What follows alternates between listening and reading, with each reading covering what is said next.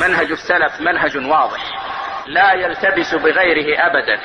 منهج السلف منهج قائم على الإخلاص لله والمتابعة لرسول الله صلى الله عليه وسلم.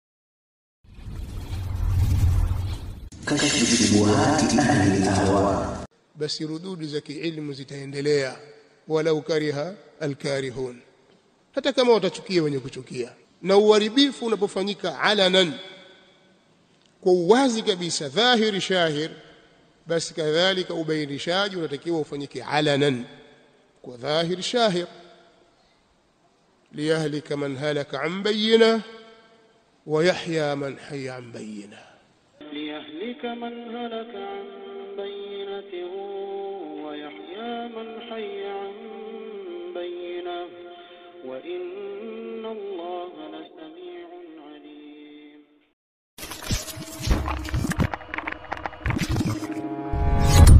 Mngesema ukweli kwa pamoja, ikasimama hapa Waislamu, wakasimama hapa Wakristo, wakasema hapana, rekebisheni mifumo yenu ya utawala na tuwe na uchaguzi huru na haki, serikali ingesikia.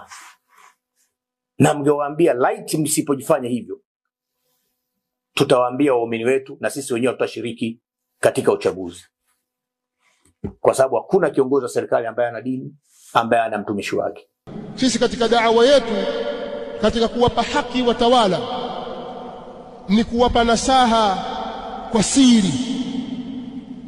Kuna watu wanapata fursa ya kukutana na viongozi mbalimbali, kama ni mkuu wa wilaya, mkuu wa mkoa, waziri mkuu, makamu wa rais na watu mfano kama hao. Wana dukuduku la wakereketa huko katika nafsi zao. Wakipata nafasi ya kukutana nao, badala ya kuwafikishia lile la haki wanalolijua ambalo linawakereketa, wao ndio mwanzo wanapeleka proposal zao pale, wakitaka mapesa na kusifu kwa unafiki. Haya yalipita sana hapo nyuma mtaani. Watu walia wakikutana na kiongozi, wanasifu kupita maelezo, mpaka wengine watakufanya kuwa huu Mungu nini hii. Lakini wakati huo ukimwona mtawala hayuko katika hali hiyo ya ususuwavu, mathalan watataka kumparamia kwenye mimbar, kwenye majukwaa, kwenye madhabahu na sehemu mbalimbali, eti wanaidai haki. Sasa katika Uislamu sisi tutafundishwa na mtume wetu sallallahu alaihi wasallam. Ukirudi kwenye kitabu cha al-Imam Ibn Abi Asim na wengineo, utakuta na hadithi iliyopokewa kutoka kwa sahaba anaitwa Iyadh ibn Ghanmi radhiyallahu anhu, kwa mtume sallallahu alaihi wasallam anatuambia, man arada an yansah lidhi sultanin fala yubdihi alaniya waliyakhudh biyadihi waliyakhlu bihi fa in sami'a minhu fadhak wa illa adda alladhi kana alayhi lahu. Katika riwaya nyingine imekuja hivyo, anayetaka kumnasihi kiongozi mwenye mamlaka asimdhihirishie dhahiri shahir. Usisimame kwenye majukwaa ukaanza kumkataza maovu, halitasaidia hilo. Sikwambii kumkashifu, ukasimama mbele ya hadhara za watu, mbele ya raia, mbele ya vijana, pengine wengine ni wa makamu ya mtoto wa huyo kiongozi aweza kuwazaa, ukamtukana yeye na baba yake na mama yake na familia yake, ukamtukana kwa madai kwamba unataka haki. Sheria ya Kiislamu akwambia hapana, hata kama unaodai ya haki usiseme mbele za watu, nenda faragha.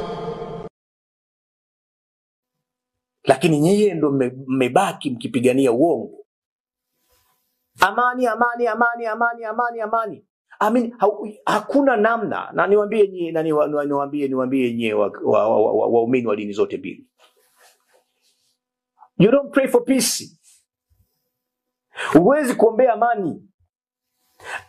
Msingi wa kupata amani ni practice ya haki na justice. Yaani sawasawa uko chumbani kwako, uko kitandani, mikojo imekubana, alafu unaomba usikojoe kitandani, afu uende chooni, utakojoa kitandani ama kibofu kitapasuka. Amani haiombewi. Amani ni matendo ya haki, amani practice ya haki. Ni marufuku kuchezea amani ya nchi hii kwa kisingizio cha siasa, kwa sababu ugali umekuwa ghali. Kwa hiyo tuko tayari kufa kwa sababu bei ya unga imepanda. Huu ni ujinga usiohimilika. Leo kuna nchi ngapi zimeingia kwenye matatizo kwa lugha kama hizo? Miaka 30 sasa hakuna utulivu katika nchi hizo. Watu wa nchi hizo wanatamani kurudi katika nchi zao, hawawezi. Kila siku wao ni wageni kwenye nchi za watu. Tuna mifano hiyo. Libya, kwa sababu ya kutumika mamluki, walikuwa wana kila kitu katika maisha ya kilimwengu. Huduma za kijamii ziko sawa, eti kwa madai kwamba hatuna uhuru, hakuna demokrasi, hakuna hivi, kwa hiyo lazima Gaddafi aondoke. Nchi za magharibi ziliwasaidia, wakapigana na serikali, wakamtoa Gaddafi madarakani, wakamuua. Hebu niambieni, wamepata walichokitaka au leo wanajuta? Wallahi wanajuta kwa walioyafanya. Lakini nchi za magharibi ziliwachochea katika hilo, eti wanatafuta demokrasi, hawana uhuru wa kujieleza, hawana uhuru wa kufanya kadha. Leo wanajuta, wanauana, vikundi ndivyo vitawala, vimeshika dola, hakuna amani. Sasa tutakatuishi katika hali hiyo? Tuna nchi jirani zetu sisi wanaishi katika hali hiyo miaka karibu 30 leo. Kuna watu wamezaliwa wana umri wa miaka 25 hawajui amani ni nini. Leo anakuja mtu kuchezea tu hivyo. Nchi hivi kupindua bwana. Wewe huogopi damu za watu? Waislamu tusikubali ujinga huu. Yaani mimi sikusimama hapa kuzungumza habari ya bandari, sijui mkataba umefanyaje, sijui mkataba ulikwenda kule. Mimi sio kazi yangu hiyo. Lakini kuna al-khatul ahmar, mstari mwekundu, utakiwi kuugusa mstari huo, nao ni wa amani. Jambo lolote ambalo linachochea uvunjifu wa amani marufuku. Waislamu wasilikubali jambo hili, wasimame kwa pamoja katika kulilinda jambo hili.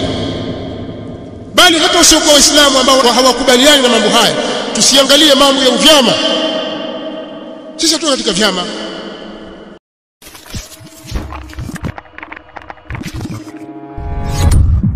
Athar, mapokeo yaliyopokewa kutoka kwa sahaba Abdullah ibn Mas'ud, ametaja al-Imam at-Tirmidhi katika jamii yake, wakielekezwa Waislamu: la takunu imma'a taqulun idha ahsana an-nasu ahsanna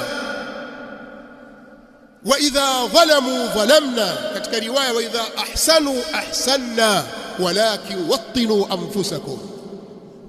Sahaba Abdullah ibn Mas'ud radhiyallahu ta'ala anhu anasema, Waislamu nyinyi msiwe imma'a. Imma'a ni mtu ash-shakhsu alladhi yuqallidu akhar bila wa'yin wala tafakkur.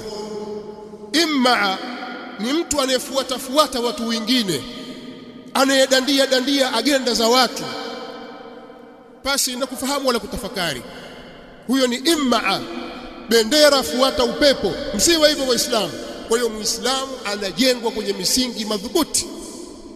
Msiwe ni bendera fuata upepo, mkawa mnasema watu wakifanya vizuri na sisi tutafanya, na wakifanya vibaya na sisi tutafanya vibaya. Kama watu wataharibu basi sisi tutaharibu. Kama kuna watu waliharibu nchi yao huko, basi hata sisi kwani kuna nini? Kuna kitu gani?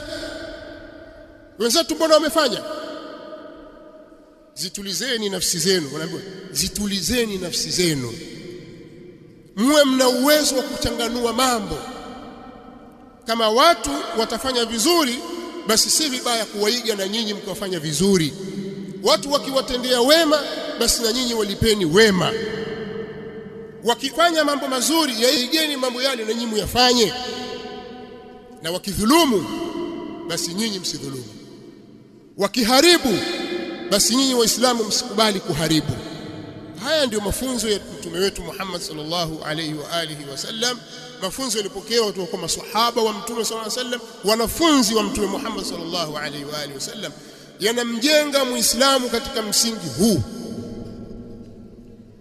Kwa hiyo Muislamu hawi tabi'u li kulli na'iq, Muislamu hawi ni mfuasi wa kila anayepiga yowe na kupiga kelele, hadandii agenda za watu.